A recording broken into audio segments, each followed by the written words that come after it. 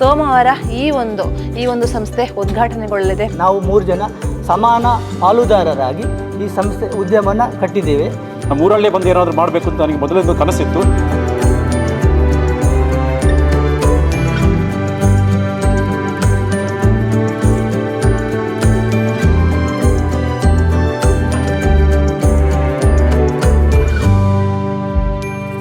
ವೀಕ್ಷಕರೇ ನಮಸ್ತೆ.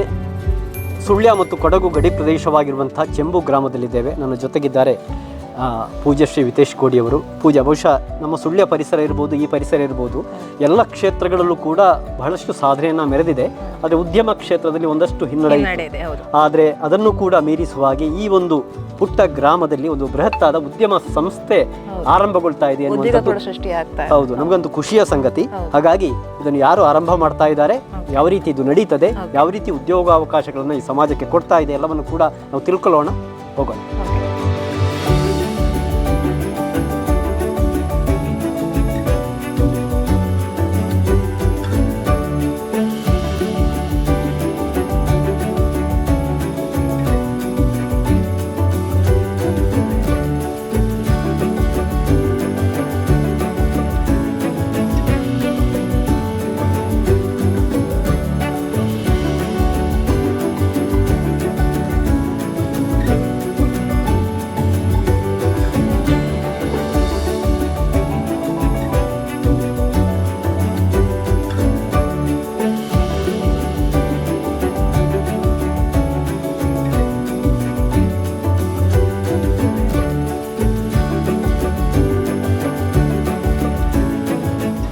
ವೀಕ್ಷಕರೇ, ಈಗ ನಾವು ಈ ಬೃಹತ್ ಉದ್ಯಮ ಸಂಸ್ಥೆಯ ಒಳಗಡೆ ಬಂದಿದ್ದೇವೆ. ನಮ್ಗೆ ಗೊತ್ತಿದೆ ಇದು ಬೃಹತ್ತಾಗಿರುವಂಥ ಹೈಜಿನಿಕ್ ವಾತಾವರಣದಲ್ಲಿ ಆಗುವಂಥ ಒಂದು ದೊಡ್ಡ ಉದ್ಯಮ. ಹಾಗಾಗಿ ಇದರ ಉತ್ಪಾದನೆ ಆರಂಭಗೊಂಡ ಬಳಿಕ ನಮಗೆ ಇದರ ಒಳಗೆ ಪ್ರವೇಶ ಇರೋದಿಲ್ಲ. ಈಗ ಸಿದ್ಧತೆಗಳು ನಡೀತಾ ಇವೆ ಅಷ್ಟೇ. ಹಾಗಾಗಿ ಈ ಒಂದು ಉದ್ಯಮದ ಬಗ್ಗೆ, ಅವರ ಕನಸುಗಳ ಬಗ್ಗೆ ತುಂಬ ಕನಸುಗಳನ್ನು ಇಟ್ಟುಕೊಂಡಿದ್ದಾರೆ. ನಮ್ಗೆ ಗೊತ್ತಿದೆ, ಬಹುಶಃ ಕುಡಿಯುವ ನೀರಿಗೂ ಹಣ ಕೊಟ್ಟು ನಾವು ಕೊಂಡುಕೊಳ್ಳಬೇಕು ಎನ್ನುವಂಥದ್ದು ನಮ್ಮ ಹಿಂದೆ ಆ ಕಲ್ಪನೆಯೂ ಇದ್ದಿರಲಿಕ್ಕಿಲ್ಲ. ಆದರೆ ಕಾಲಗಳು ಬದಲಾಗ್ತಾ ಡ್ರಿಂಕಿಂಗ್ ವಾಟರ್ಗಳು, ನಾವು ಹಣ ಕೊಟ್ಟು ಖರೀದಿಸೋದ ನೀರು, ಪಾನೀಯಗಳು ಇದೆಲ್ಲವೂ ಕೂಡ ಬಂತು. ತುಂಬ ಅನಿವಾರ್ಯವಾದ ವ್ಯವಸ್ಥೆ. ಆದರೆ ಆ ಸಂದರ್ಭದಲ್ಲಿ ನಾವು ಅತ್ಯಂತ ಉತ್ಕೃಷ್ಟ ಮಟ್ಟದ ಆರೋಗ್ಯಕರವಾಗಿರುವಂಥ ಆ ಪಾನೀಯಗಳಿರ್ಬೋದು, ಕುಡಿಯುವ ನೀರನ್ನು ಕೊಡಬೇಕು ಎನ್ನುವಂಥದ್ದು ಕೂಡ ಕನಸು. ಹಾಗಾಗಿ ಮೂವರು ಒಂದು ದೊಡ್ಡ ಕನಸನ್ನು ಇಟ್ಟುಕೊಂಡು ಈ ಒಂದು ಪ್ರದೇಶದಲ್ಲಿ, ಚೆಂಬು ಪ್ರದೇಶದಲ್ಲಿ, ನಮ್ಗೆ ಗೊತ್ತಿದೆ, ನಾವು ಇಲ್ಲಿಯ ಅಡಿಕೆ ಹಳದಿ ರೋಗದ ಬಗ್ಗೆ ಮಾತಾಡ್ತಾ ಇದ್ವಿ, ಅನೇಕ ನೆಗೆಟಿವಿಟಿಗಳ ಬಗ್ಗೆ ಮಾತಾಡ್ತಾ ಇದ್ವಿ. ಆದರೆ ಒಂದು ಪಾಸಿಟಿವ್ ಆದ ಎಲ್ಲ ಸವಾಲುಗಳನ್ನು ಸ್ವೀಕಾರ ಮಾಡಿ ಒಂದು ದೊಡ್ಡ ಉದ್ಯಮವನ್ನು ಆರಂಭಗೊಳಿಸುವ ಮೂಲಕ ಒಂದು ಅವರ ಉದ್ಯಮ ಜೊತೆಗೆ ಅವರ ಉದ್ಯೋಗಾವಕಾಶ ಎರಡನ್ನೂ ಕೂಡ ನೀಡ್ತಾ ಇರುವಂಥದ್ದು. ಹಾಗಾಗಿ ಅವರ ಬಗ್ಗೆ ನಾವು ಪರಿಚಯ ಮಾಡಿಕೊಳ್ಳೋಣ. ಜೊತೆಗೆ ಈ ಮಹಾನ್ ಉದ್ಯಮ ಸಂಸ್ಥೆಯ ಬಗ್ಗೆ, ಅವರ ನಿರೀಕ್ಷೆಗಳೇನು, ಕನಸುಗಳೇನು, ಸವಾಲುಗಳನ್ನು ಎದುರಿಸಿ ಯಾವ ರೀತಿ ಮುಂದಡಿಗಿಡ್ತಾರೆ ಎಲ್ಲವನ್ನು ಕೇಳಿಕೊಳ್ಳುವಂಥ ಒಂದು ಸಂದರ್ಭ. ಈ ಒಂದು ಉದ್ಯಮ ಸಂಸ್ಥೆಯ 3 ಪಾಲುದಾರರು ಕೂಡ ನಮ್ಮ ಜೊತೆಗಿದ್ದಾರೆ. ಜಯರಾಮ ಚೌಟಾಜಿಯವರು, ವಿಜಯ್ ನಿಡಿಂಜಿಯವರು, ಸುಬ್ರಹ್ಮಣ್ಯ ಕದಿಕಡ್ಕ ಅವರು. 3 ಕೂಡ ಅದ್ಭುತವಾದ ಕನಸುಗಳನ್ನು ಇಟ್ಟುಕೊಂಡು ಈ ಒಂದು ಯೋಚನೆಯನ್ನು ಇಟ್ಟು ಮುಂದಡಿ ಸಾಕ್ತಾ ಇದ್ದಾರೆ. ಜಯರಾಮ್ ಚೌಟಾಜಿಯವರು ಬಹುಶಃ ಈ ಉದ್ಯಮದಲ್ಲಿ ಬೆಂಗಳೂರಿನಲ್ಲೂ ಕೂಡ ಅನೇಕ ವರ್ಷಗಳಿಂದ ತೊಡಗಿಸಿಕೊಂಡವರು. ನಿಮ್ಮ ಒಂದು ಸಂಕ್ಷಿಪ್ತವಾದ ಪರಿಚಯ ಹೇಳಿ ಸರ್. ನಾನು ಜಯರಾಮ್ ಚೌಟಾಜೆ, ನಮ್ಮದು ಇದೇ ಊರು. ನಾನು ಸುಮಾರು 1990ನೇ ಇಸವಿಯಲ್ಲಿ ಬೆಂಗಳೂರಿಗೆ ಹೋಗಿ ಅಲ್ಲಿ ಸುಮಾರು 11 ವರ್ಷಗಳ ಕಾಲ ಬೇರೆ ಬೇರೆ ಸಂಸ್ಥೆಗಳಲ್ಲಿ ಕೆಲಸ ಮಾಡಿ 2003ನೇ ಇಸವಿಯಲ್ಲಿ ಒಂದು ಕಂಪನಿ ಉದ್ಯಮನ ಓಪನ್ ಮಾಡಿ ಸುಮಾರು ಇವತ್ತಿಗೆ 23 ವರ್ಷ ಆಯಿತು ಆ ಕಂಪನಿ ಉದ್ಯಮ ಓಪನ್ ಮಾಡಿ. ಆ ಒಂದು ಅನುಭವದ ಮೇರೆಗೆ ನಾವು ಈ ಊರಲ್ಲಿ ಈಗ ನಾವು ಉದಾಹರಣೆಗೆ ಹೊರಗಡೆ ಹೋಗಿ ಎಷ್ಟು ನಾವು ಹೆಸರು ಖ್ಯಾತಿ ಗಳಿಸಿದರೂ ಕೂಡ ನಮ್ಮ ಊರು, ನಮ್ಮ ಹುಟ್ಟೂರಲ್ಲಿ ಏನಾದ್ರು ಒಂದು ಉದ್ಯಮ ಮಾಡಬೇಕಂತ ಕನಸು ಬಂತು. ಆ ಕನಸು ಬಂದಾಗ ನನ್ನ ಸಹಪಾಠಿಗಳಾದ ಸುಬ್ರಹ್ಮಣ್ಯ ಕದಿಕಡ್ಕ ಹಾಗೂ ನನ್ನ ಸಹವರ್ತಿಯಾದ ವಿಜಯ್ ನಿಡಿಜಿಯವರು ಸಹಕಾರದೊಂದಿಗೆ ನಾವು 3 ಜನ ಸಮಾನ ಪಾಲುದಾರರಾಗಿ ಈ ಸಂಸ್ಥೆ ಉದ್ಯಮನ ಕಟ್ಟಿದ್ದೇವೆ. ಈಗ ಈ ಉದ್ಯಮದ ಧ್ಯೇಯ ಧೋರಣೆ ಏನೆಂದರೆ, ನಾವು ಈ ಸಂಸ್ಥೆಯ ಮೂಲಕ ನಮ್ಮ ಆಸುಪಾಸಿನ ಜನಗಳಿಗೆ ಹಾಗೂ ಸಮಸ್ತ ಕರ್ನಾಟಕಕ್ಕೆ ಶುದ್ಧ ಕುಡಿಯುವ ನೀರು ಹಾಗೂ ತಂಪು ಪಾನೀಯಗಳನ್ನು ಉತ್ಪಾದನೆ ಮಾಡಿ ಹಂಚುವಂಥ ಒಂದು ಕಾರ್ಯಕ್ರಮ ಇಟ್ಕೊಂಡಿದ್ದೀವಿ. ಸುಬ್ರಹ್ಮಣ್ಯ ಕದಿಕಡ್ಕ ಅವರು ಮತ್ತೊಬ್ಬರು ಪಾಲುದಾರರು, ಹೇಳಿ ಸರ್. ನಮಸ್ತೆ ಎಲ್ಲ ವೀಕ್ಷಕರಿಗೆ ಧನ್ಯವಾದಗಳು. ಇಲ್ಲಿ ಅದೇ ನನ್ನ ಹೆಸರು ಸುಬ್ರಹ್ಮಣ್ಯ ಕದಿಕಡ್ಕ, ಅಂದರೆ ಇದೇ ಊರಿನವನು, ಕಲ್ಲುಗುಂಡಿಯವನೇ. ನಾನು ಒಂದು ಇವರು ಹೇಳಿದಾಗೆ ನಾವಿಬ್ಬರು ಕ್ಲಾಸ್ಮೇಟ್ಸೇ. ಮತ್ತು ನಾನು ಸುಮಾರು ಹೊರಗಡೆ ಒಂದು 30 ವರ್ಷ ಸರ್ವಿಸ್ ಮಾಡಿದೆ. ಅಂದರೆ ಅದರಲ್ಲಿ ಗಲ್ಫಲ್ಲಿ ಸ್ಪೆಷಲಿ ಫಸ್ಟ್ ಸ್ಟಾರ್ಟಿಂಗ್ದು 5 ವರ್ಷ ಮಂಗಳೂರಲ್ಲಿದ್ದೆ ಒಂದು ಇಂಡಸ್ಟ್ರಿಯಲ್ ಇದರಲ್ಲಿ. ನಂತರ ಒಂದು 25 ಇಯರ್ಸ್ ಹೊರಗಡೆ, ಅಂದರೆ ಬೇರೆ ಬೇರೆ ದೇಶಗಳಲ್ಲಿ, ಸೌದಿ ಅರೇಬಿಯಾ, ಬೆಹರೈನ್, ಕತ್ತಾರ್, ದುಬೈ ಅಂತ ಸುಮಾರು ಒಂದು ರಿಫೈನರಿಯಲ್ಲಿ ಒಂದು 10-15 ರಿಫೈನರಿಯಲ್ಲಿ ವರ್ಕ್ ಮಾಡಿ, ನಂತರ ABB ಕಂಪನಿಯಲ್ಲಿ ಇಂಜಿನಿಯರ್ ಆಗಿ ಒಂದು 15 ವರ್ಷ ಸರ್ವಿಸ್ ಮಾಡಿದೆ.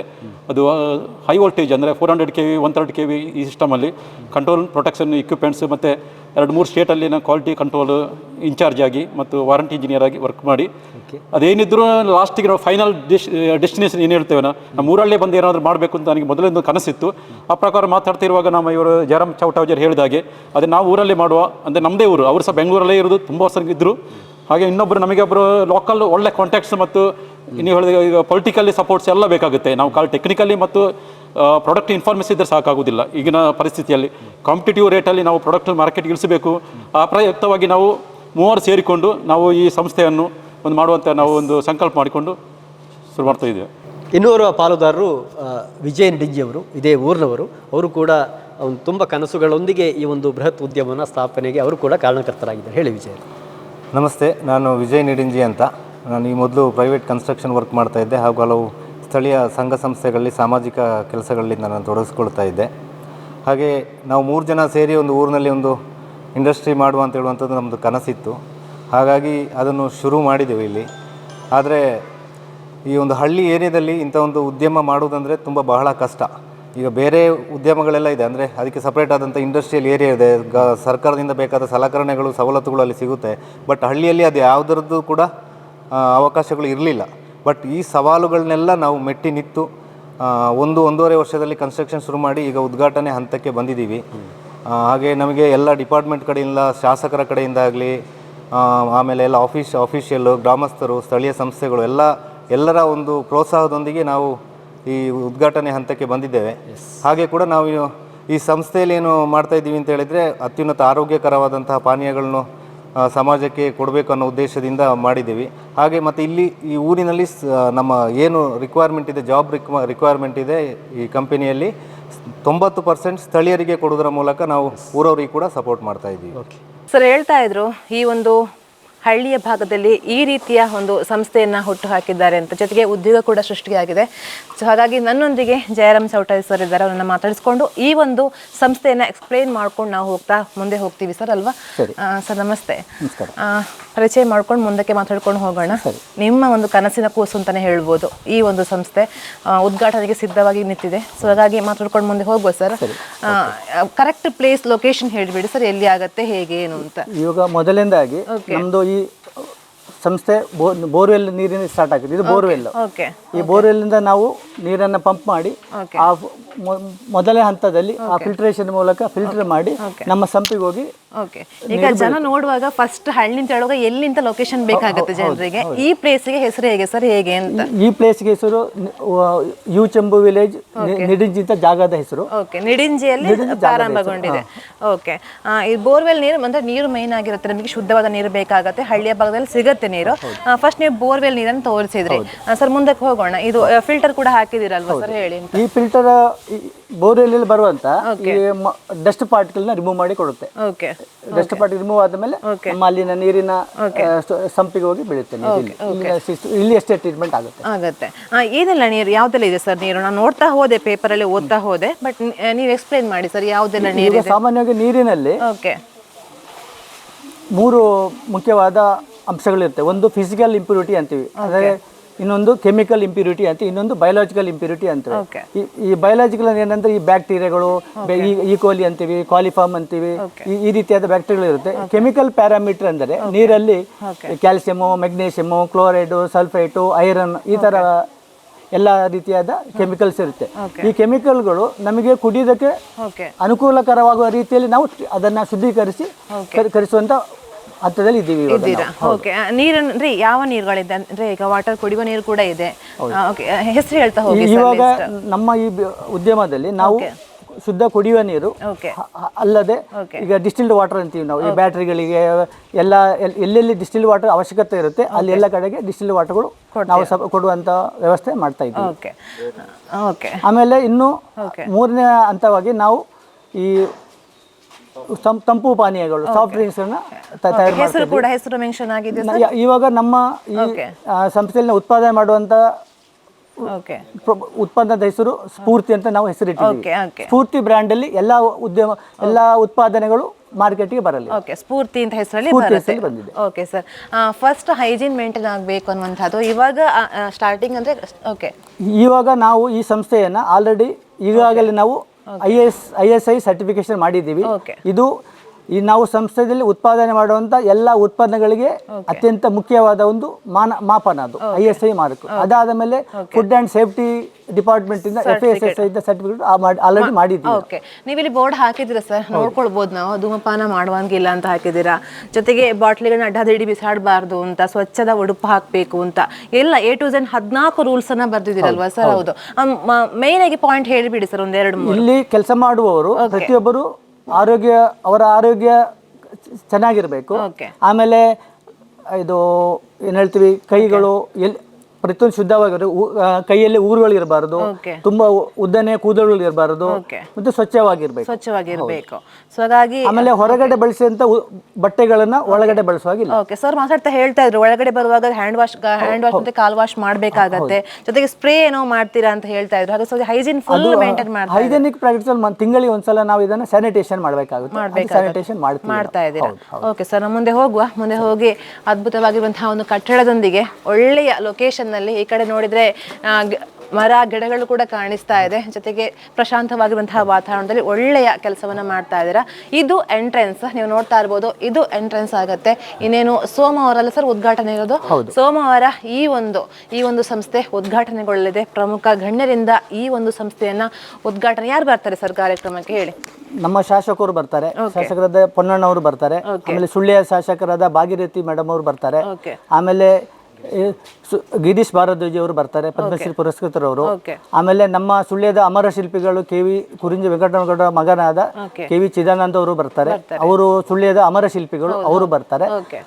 ಆಮೇಲೆ ಡಾಕ್ಟರ್ UP ಶಿವಾನಂದ ಬರ್ತಾರೆ, ಅವರು ನಮ್ಮ ಈ ಇದೇ ಅವರ ಹುಟ್ಟೂರು ಇದು, ಅವರು ಬರ್ತಾರೆ. ಅದೇ ರೀತಿ ನಮ್ಮ ಸರ್ಕಾರಿ ತಹಸೀಲ್ದಾರ್ಗಳು, ಅಧಿಕಾರಿಗಳು ಬರ್ತಾರೆ.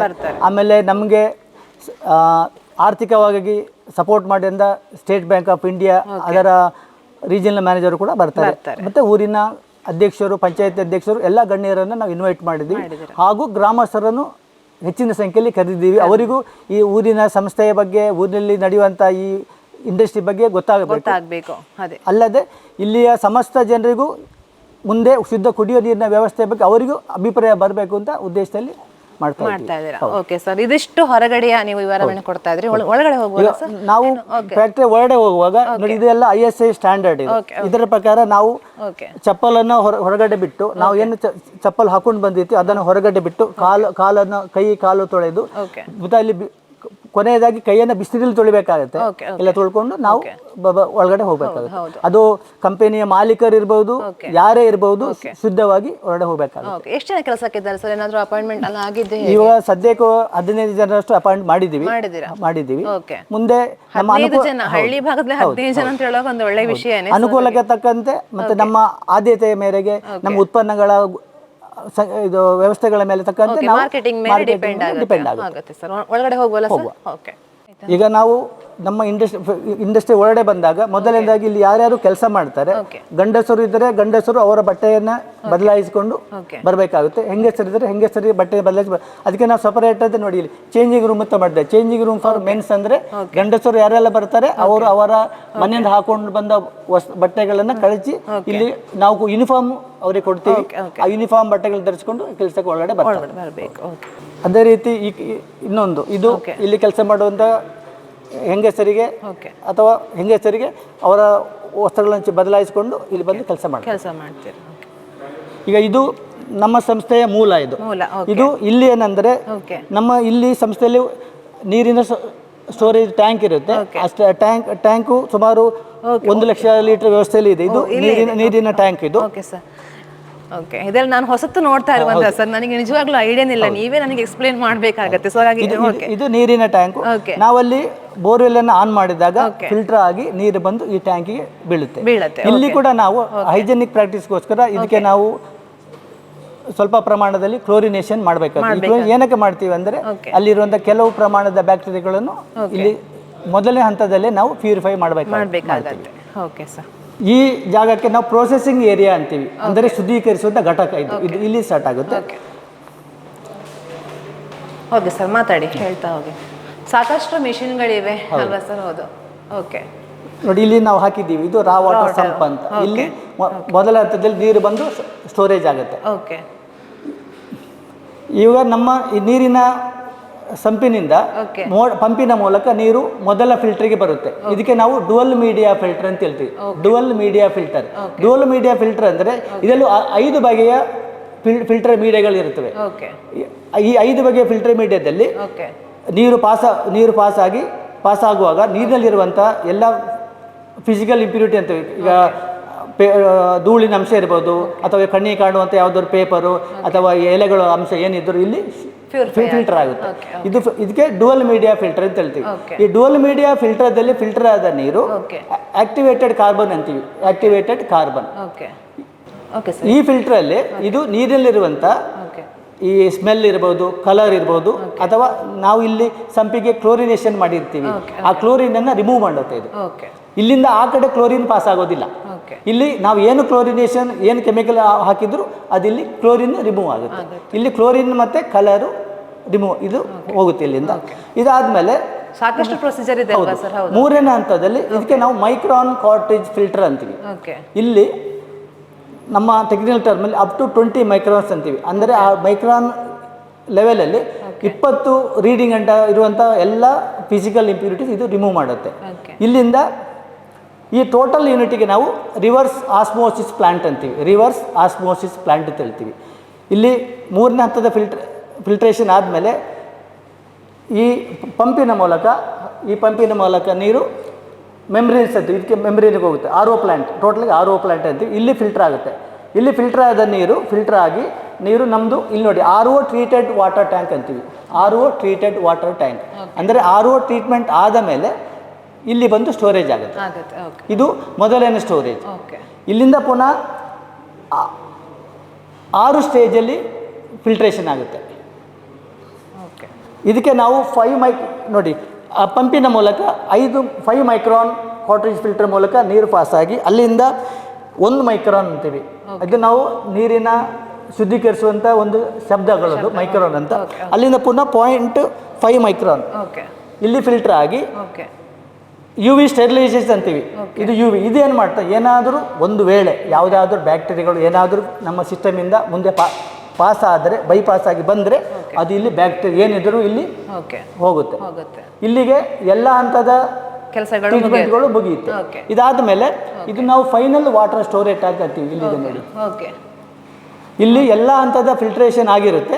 ಆದಮೇಲೆ ಈ ನೀರು ಇಲ್ಲಿ ಸ್ಟಾಕ್ ಆಗುತ್ತೆ. ಸ್ಟೋರೇಜ್ ಆದಮೇಲೆ ಇಲ್ಲಿಗೆ ಒಂದು ಟ್ರೀಟ್ಮೆಂಟ್ ಮಾಡ್ತೀವಿ ನಾವು, ಓಝೋನೇಷನ್ ಅಂತೀವಿ. ಈ ಓಝೋನೇಷನ್ ಏನು ಮಾಡುತ್ತೆ, ನೀರಿನಲ್ಲಿರುವ ಬ್ಯಾಕ್ಟೀರಿಯಾಗಳನ್ನು ಇದು ಏನಾಗಿದ್ದರೆ ಫರ್ದರ್ ಟ್ರೀಟ್ಮೆಂಟ್ ರಿಮೂವ್ ಮಾಡುತ್ತೆ. ಆಮೇಲೆ ಇದಕ್ಕೆ ನಾವು ಆಕ್ಸಿಜನ್ ಆ್ಯಡ್ ಮಾಡ್ತೇವೆ. ಅಲ್ಲಿ ಆಕ್ಸಿಜನ್ ಕೂಡ ಆ್ಯಡ್ ಆಗುತ್ತೆ. ಅಂದರೆ ನೀರಿನಲ್ಲಿ ಯಾವ್ಯಾವ ಅಂಶಗಳು ಇರಬೇಕೋ ಎಲ್ಲ ಅಂಶಗಳನ್ನು ನಾವು ಈ ಶುದ್ಧೀಕರಣ ಘಟಕದಲ್ಲಿ ನೀರಿನಲ್ಲಿ ಇರುತ್ತೆ. ಇಲ್ಲಿಂದ ಇದು ಫೈನಲ್ ಟ್ಯಾಂಕು. ಈ ಟ್ಯಾಂಕಿಂದ ನಂತರ ನೀರು ನಾವು ಯಾವ್ಯಾವ ಹಂತದಲ್ಲಿ ಪ್ಯಾಕಿಂಗ್ ಮಾಡ್ತೀವಿ ಆ ಹಂತಕ್ಕೆ ನೀರು ಹೋಗಿ ಸೇರುತ್ತೆ. ಇದಿಷ್ಟು ಪ್ರೊಸೀಜರ್. ಆಮೇಲೆ ನಾವು ನೀರಿನಲ್ಲಿ ಈ RO ಟ್ರೀಟ್ಮೆಂಟಲ್ಲಿ ಏನಾಗುತ್ತೆ ಅಂದರೆ RO ಪ್ರೋಸೆಸ್ಸಲ್ಲಿ ಕೆಲವು ಜಾಗಗಳಲ್ಲಿ ಎಕ್ಸೆಸ್ ಮಿನರಲ್ಗಳು ಕಡಿಮೆ ಇರುತ್ತೆ. ಎಲ್ಲಿ ಈ ಹಳ್ಳಿ ಪ್ರದೇಶದಲ್ಲಿ ನಾವು TDS ಅಂತ ಅಂದರೆ ಟೋಟಲ್ ಡಿಸಾಲ್ವ್ಡ್ ಸಾಲಿಡ್ಸ್ ಅಂತೀವಿ. ಅದು ನಮ್ಮ ಈ ಜಾಗದಲ್ಲಿ ಆ TDS ಏನಂತೀವಿ ಬಿಲೋ 200 ಇರುತ್ತೆ. 200ಕ್ಕಿಂತ ಕಡಿಮೆ ಇರುತ್ತೆ. 200ಕ್ಕೆ ಕಡಿಮೆ ಇರುತ್ತೆ. 200ಕ್ಕಿಂತ ಕಡಿಮೆ ಇದ್ದಾಗ ಏನಾಗುತ್ತೆ ಅಂದರೆ ನಾವು RO ಪ್ರೋಸೆಸ್ ಈ ಟ್ರೀಟ್ಮೆಂಟ್ ಮಾಡಿದಾಗ TDS ತುಂಬ ಕಡಿಮೆ ಆಗುತ್ತೆ. ಇದು ಏನು ಮಾಡುತ್ತೆ ಅಂದರೆ ನೀರಿನಲ್ಲಿರುವಂಥ 100 ಅಂಶದಲ್ಲಿ 95 ಅಂಶದಷ್ಟು ಎಲ್ಲ ಖನಿಜ ತೆಗೆಯುತ್ತೆ. ಅದಕ್ಕೇನು ಮಾಡ್ತೀವಿ, ಏನಾದರೂ ಇಲ್ಲಿ ಖನಿಜಾಂಶಗಳು ಕಡಿಮೆ ಇದ್ದರೆ ನಾವು ಅದಕ್ಕೆ ಆ್ಯಡೆಡ್ ಮಿನರಲ್ಸ್ ಅಂತೀವಿ. ಆ ಕಡಿಮೆ ಇರುವಂಥ ಇಲ್ಲಿದೆ ನೋಡಿ, ನಮ್ಮ ನೀರಿನಲ್ಲಿ ಯಾವುದಾದ್ರು ಖನಿಜಾಂಶ ಕಡಿಮೆ ಇದ್ದರೆ ನಾವು ಇದಕ್ಕೆ ಆ್ಯಡೆಡ್ ಮಿನರಲ್ಸ್ ಹೇಳ್ತೀವಿ, ಇದನ್ನು ಆ್ಯಡ್ ಮಾಡ್ತೀವಿ. ನೋಡಿ ಇಲ್ಲಿದೆ ನೋಡಿ, ಇದು ಆ್ಯಡೆಡ್ ಮಿನರಲ್ಸ್ ಅಂತ ಹೇಳ್ತೀವಿ. ಇಷ್ಟು ಮಿನರಲ್ ಮೂರು ಪ್ರಮಾಣದ ಮಿನರಲ್ಸ್ ನಾವು ಖನಿಜಾಂಶಗಳನ್ನು ನೀರಿಗೆ ಸೇರಿಸ್ತೀವಿ. ಕಡಿಮೆ ಇರುವ ಅಂಶಗಳನ್ನು ಸೇರಿಸ್ತೀವಿ. ಹಾಗೆ ಇದಿಷ್ಟು ನಮ್ಮ ನೀರಿನ ಫಿಲ್ಟ್ರೇಷನ್ ಸಿಸ್ಟಮ್. ಸರ್ ಹೇಳ್ತಾ ಇದ್ರು, ಯಾವುದೇ ಒಂದು ನಾವು ಬಿಸ್ನೆಸ್ಸನ್ನು ಪ್ರಾರಂಭ ಮಾಡುವಾಗ ಲೋಕಲಲ್ಲಿ ನಮಗೆ ಜನರ ಪರಿಚಯ ಜಾಸ್ತಿ ಇರಬೇಕಾಗತ್ತೆ, ನಮಗೆ ಮಾರ್ಕೆಟಿಂಗ್ ಅನ್ನುವಂಥದ್ದು ಮೇನ್ ಆಗಿರುತ್ತೆ ಅಂತ. ಸೊ ಹಾಗಾಗಿ ನನ್ನೊಟ್ಟಿಗೆ ವಿಜಯ್ ನಿಡಿಂಜಿ ಅವರಿದ್ದಾರೆ, ಇನ್ನೊಂದು ಪಾಲ್ದಾರರು. ಸರ್ ಇನ್ನು ನೀವು ನೆಕ್ಸ್ಟ್ ಅಪ್ಡೇಟನ್ನು ನಮಗೆ ಹೇಳ್ಕೊಂಡು ಹೋಗ್ತಾ ಇದ್ದೀರಾ, ಹೋಗು ಸರ್ ಒಳಗಡೆ. ಓಕೆ, ಈಗ ನೀವು ಹೇಳಿದ ಹಾಗೆ ಓಕೆ RO ಏನಿದೆ ಓಕೆ ಫುಲ್ಲಿ ಫೈನಲಿ ಫಿಲ್ಟ್ರೇಷನ್ ಆಗಿ ಆ ಟ್ಯಾಂಕಿಗೆ ಹೋಗುತ್ತೆ. ಆ ಟ್ಯಾಂಕಿಂದ ಮಿಷನರಿಗಳಿಗೆ ಸಪ್ಲೈ ಆಗುತ್ತೆ. ಇದು ನೋಡಿ, ಈ ಮಿಷನ್ಗೆ ನಾವು RFC ಮಿಷನ್ ಅಂತೀವಿ. ಅಂದ್ರೆ ಅದು ರಿನ್ಸಿಂಗ್, ಫಿಲ್ಲಿಂಗ್ ಅಂಡ್ ಕ್ಯಾಪಿಂಗ್ ಅಂತ ಹೇಳಿ.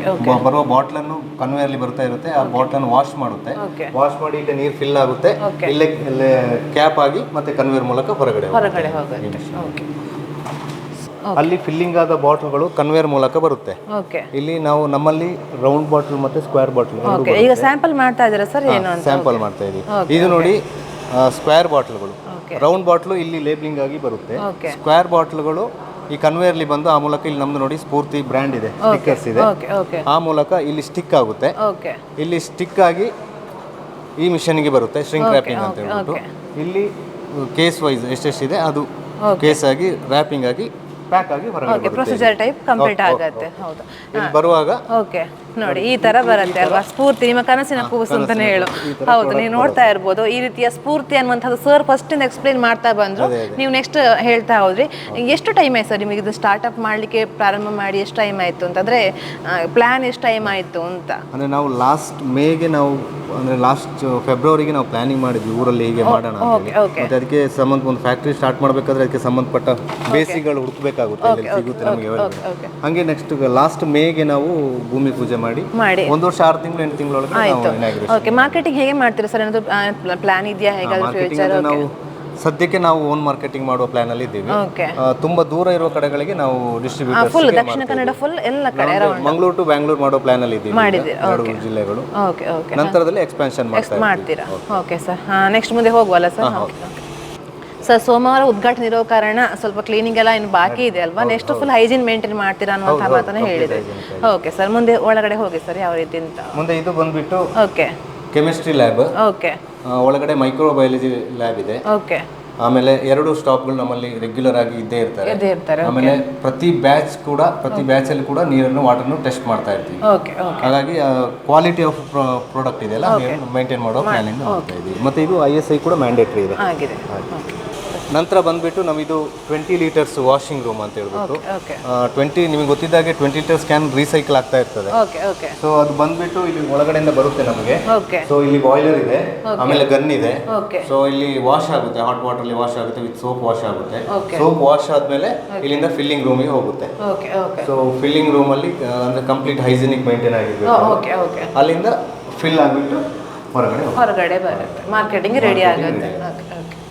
ಕೆಲಸಗಳು ಬರದಿಂದ ಸಾಗ್ತಾ ಇದೆ ಅಲ್ವಾ ಸರ್? ಇನ್ನು ಸೋಮವಾರ ಓಪನಿಂಗ್ ಇದೆ. ಸೊ ಹಾಗಾಗಿ ಓಕೆ ಸರ್, ಮಾತಾಡ್ತಾ ಹೋಗಿ ಸರ್. ಅವರೆಲ್ಲ ಎಕ್ಸ್ಪ್ಲೇನ್ ಮಾಡ್ತಾ ಬಂದ್ರು. ಈಗ ನಾವು ಹೊರಗಡೆ ಬಂದಿದ್ದೀವಿ.